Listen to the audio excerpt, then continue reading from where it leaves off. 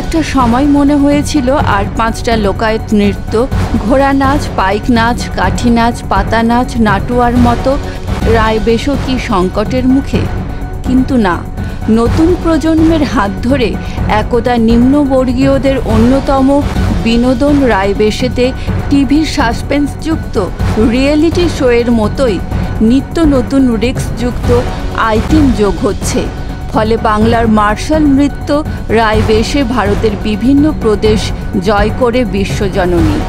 সংবাদ প্রতিধ্বনির এই বিশেষ প্রতিবেদনে কবিতা মাহাতো খোঁজ নিলেন রায়বেশে শিল্পীদের হাল হাকিকত।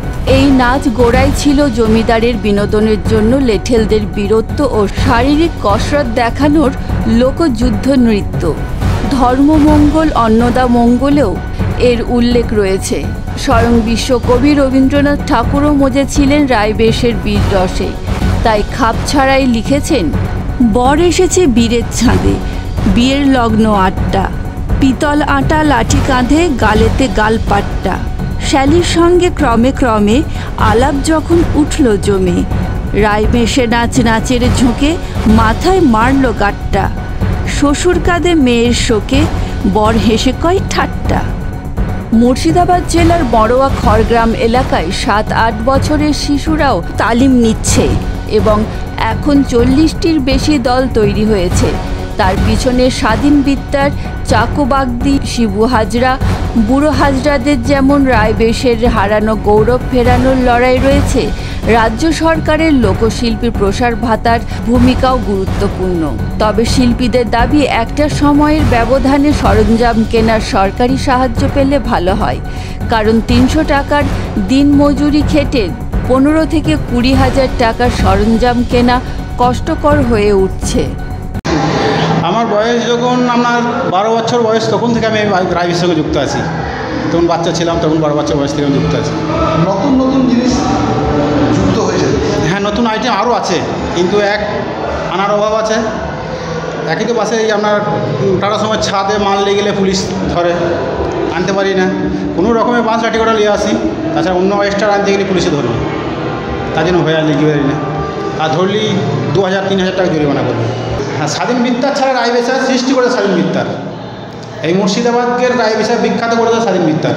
ওর কাছে সবাই শিক্ষা, কাছে শিখে আমি বহু জায়গায় গিয়েছি। ওনার আশীর্বাদে নাগাল্যান্ড গিয়েছি, দিল্লি গিয়েছি, হিমাচলে গিয়েছি, চণ্ডীগড়, সিলেট, বিভিন্ন জায়গায় ভারতবর্ষের বিভিন্ন জায়গায় আমি গিয়েছি।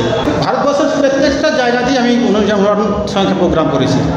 উনি 2013 সালে মারা গিয়েছে। হ্যাঁ, এখন বাচ্চা ছেলেরা অনেক আসছে। তার কারণ হচ্ছে এই যে সরকার আসার পরে আমাদের 1000 টাকার ভাতা দেয়, প্রত্যেক মাসে একটা শিল্পীকে 1000 টাকা দেয়। শিশুরাও পাচ্ছে না? শিশুরা পায় না, 18 বছর বয়স হলে দেবে না। 18 বছর বয়স হয়ে গেলে ওনারা পাবে। তার জন্য অনেক বাচ্চা এখন শেখার জন্য খুব আগ্রহী আছে। এখন কতজন আপনার দলে? আমার দলে এখন 30 জন সদস্য হয়ে আছে। অনুষ্ঠান করি আমি এখানে, অনুষ্ঠান করতে 12 জন, মানে সবাইকে আনার সুযোগ পাই না। এলাকায় এরকম কতজনের দল রয়েছে? কতগুলো দল? এরকম দল আপনার প্রায় 22টা দল রয়েছে, মানে সবাই সুযোগ পায় না, সবাই সুযোগ পায় না। কী ধরনের পরিবার থেকে আসছে এটাতে? এটা একবার গ্রাম বাংলা থেকে একবার আসছে, একবার ওই দিনমজুর লোকের জমিতে খেটে খাওয়া, সন্ধ্যেবেলা কোনো রকমের রিহার্সাল করা হয়। একবার গ্রাম বাংলা চাষের যুক্ত হয়ে আছি।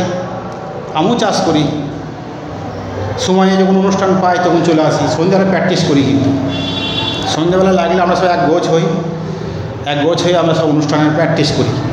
নতুন আঙ্গিক আনতে চেষ্টা সবই আছে, কিন্তু যে এখন যা জিনিসপত্রের যে দাম বাজারে, তার তুলনায় আমরা পেরে উঠতে পারছি না। একটা জিনিস বানাতে গেলে পথে 10 থেকে 15 হাজার টাকা লাগবে একটা জিনিস এক্সট্রা তৈরি করতে গেলে। আর আমরা এই 300 টাকার লেবার খেটে ওই 15-20 হাজার টাকা দিয়ে এক্সট্রা বানার মতো আমাদের ক্ষমতা নেই।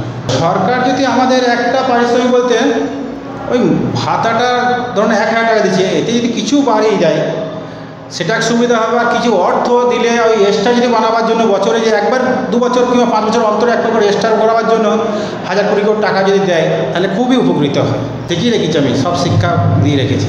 আমার ছেলে একটা মেয়েটাকে শেখায়নি, ছেলেটাকে রেখেছি, শিখিয়ে দিয়েছি। একদিকে শিক্ষার আলো, একদিকে রায়বেশের বিস্তার, সবটাই করছেন। হ্যাঁ, সবটাই আমি করছি। আমি এইটা 45 বছর করছি। এখন বয়স কত? এখন বয়স আমার 64। বাড়ি কোথায়? বাড়ি বড়া থানা, মুর্শিদাবাদ জেলা এবং সিহট্টি গ্রামে। স্বাধীন বিদ্যার ওই কাতুর হাটে বাড়ি, উনি আমার মামা হতেন। আর পরপর আমার ছেলে তৈরি হয়েছে ওর হাতে, এবং আমার এইটা নাতি, এই নাতিকে শুধু আমি তৈরি করছি। আস্তে আস্তে পরস্পর চলে আসছে, মানে জিনিসটাকে বজায় রাখার জন্য। আচ্ছা, এই যে মহিলা হিসেবে সাজ, এটা আপনি কতদিন ধরে করছেন? এইটা আমি 45 বছর বেশি করছি। মানে আমার যখন 7 বছর বয়স, তখন থেকে আমাকে ওই লাইনটা ধরেছিল। কিন্তু তারপরে আমার যখন সার্টিফিকেটের এই লাইনে হয়, তখন কিন্তু রায় বৈশাখ মাধ্যমে একটা কথা ছিল যে দাদার বিয়ে যেমন থামন, দিদির বিয়ে আয় বসে, আয় ঢক ঢক মদ খেসে। রায় বেশে মানে রাধার বেশে একটা মহিলা দরকার। সেই নিয়ে কাঁচা বাঁচের লাঠি নিয়ে এবং মহিলা সেজে তারা রাস্তায় নাচতে নাচতে মানে রাজা রুজিদের বিয়ে নিয়ে যেত। সেই সময় আগে ডাকাতের আওয়াজ ছিল, সেই জন্যে লেঠালে দরকার, মানে রায় বেশে। তার জন্য রাধা বেশে নাচতো, আর লেঠালরা নাচতে নাচতে মাথায় একটা পাক বেঁধে লাল সেলু মেঁধে চলে যেত। ডাকাত দেখে রক্ষা করার জন্যে এই রাজারা এরা কিন্তু বাহিনী হিসাবে পুষত। এইটা আমাদের গুরুদেব শিখিয়ে গিয়েছে, এবং আমি ততদিন থেকে যেটা জানি সেটা বলছি। আমার বয়স হয়েছে 64, এবং 45-50 বছর থেকে আমি এই জিনিসটা করছি।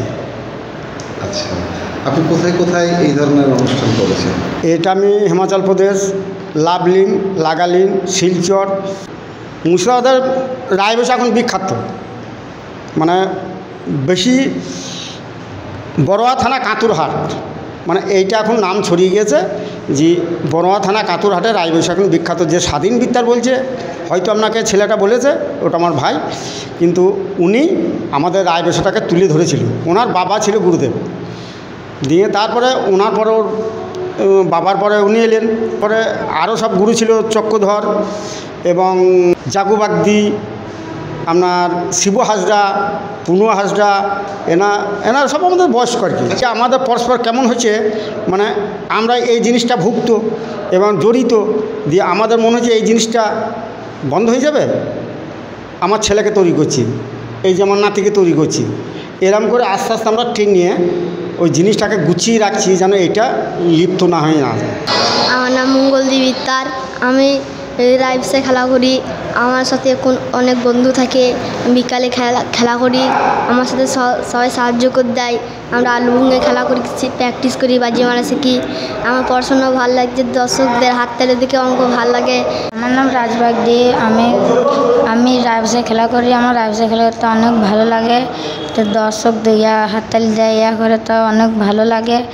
তা আমার পড়াও ভালো লাগে, রাইবসে খেলাও ভালো লাগে।